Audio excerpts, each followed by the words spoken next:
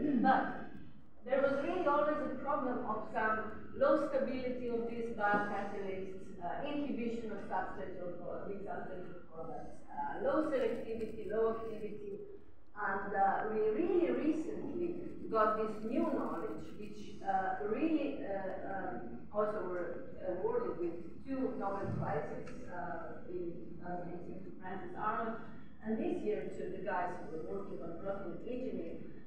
So these tools, which we have now in our hands, are really amazing. I can show you now on one example, which was a flagship of that approach, which was done in industrial scale by Merck and Codexis. In 2010, it was already published. So it was really nice example of how they transformed some amine transaminase, which was really almost no activity present for the specific substrate which was of the interest. But they did huge improvement based on side-directed mutagenesis as well as directed evolution. And so they really could have really high, very high activity and even working at very high concentration of substrate and really even in tolerated, they tolerate the presence of organic solid. And so from that combination compared to chemocatalytic route, just to produce the cyclic this is drug for diabetes, they could really increase highly not only the yield, the productivity, but moreover they could reduce the waste. So altogether that was really huge improvement in factor. And now, today, I can tell you that this process is running in the flow already. However, still we have several issues before this very, very promising technology can come in the industrials. So the value of that, this is the quote I'm using from industrial people, is really huge in biocatalysis. It's much larger than the chemical industry. Why? Because we really need very high throughput screening for all the biocatalysts, which you can get billions of them by making all mutants.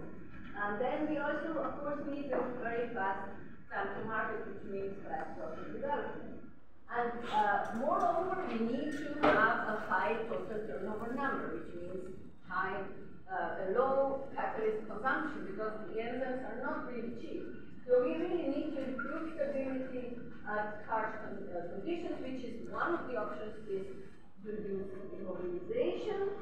And for achieving high productivities, which are there, of course, crucial to be economically viable such processes, we are now here to either engineer the substrate or medium, and I will now come to the point where I'm now stepping in also to establish continuous processes instead of batch, and of course to intensify the processes. This is really now an ultimate goal of all of us, and this what I'm here pointing in this green, because we are at a conference calling green, I will tackle also in my cases. So I hope I will convince you that by implementation of micro technology, we can reach several of these goals.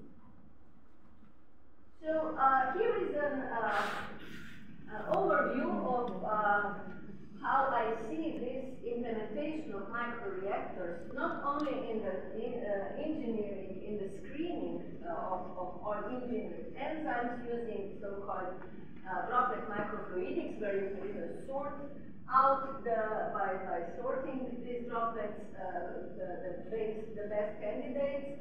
Then you can use microscale reactors to very efficiently get the data about the biocatalyst that you can immobilize, that you can have a biocatalyst engineering, and then based on model-based design, which I will introduce to you, then you design also the reactor and further process integration, which is really then something what we all want to achieve. So that was actually, the continuous processing was actually realized as the key green engineering research ever already more than a decade ago by the colleagues from several pharma companies, all of the most important in the planet, and they came with a conclusion that the number one is continuous processing for getting more sustainable manufacturing. The second one is bioprocesses, and also process intensification was the first one.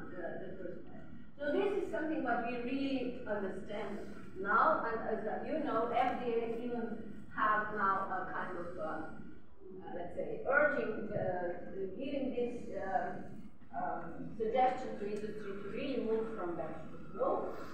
And that's also important for intensification. For those of you who are not familiar with the definitions, there are many of them. But maybe this one is nice, where it shows that you need, by having smaller, less costly, more efficient apparatuses, as well as combining, so integrating multiple operations in fewer devices. This is something what we can achieve by using microfluidic system, as I said, and that was also mentioned in the paper I wrote a few years ago, in a review paper, where you can find several examples of biocatalytic process intensification by using immobilization, miniaturization, and process integration.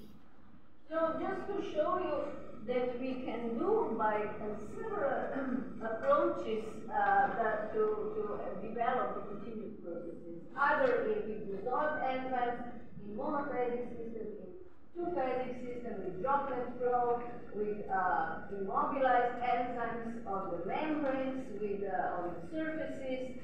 We can use the core cells, we can use the isolated enzymes.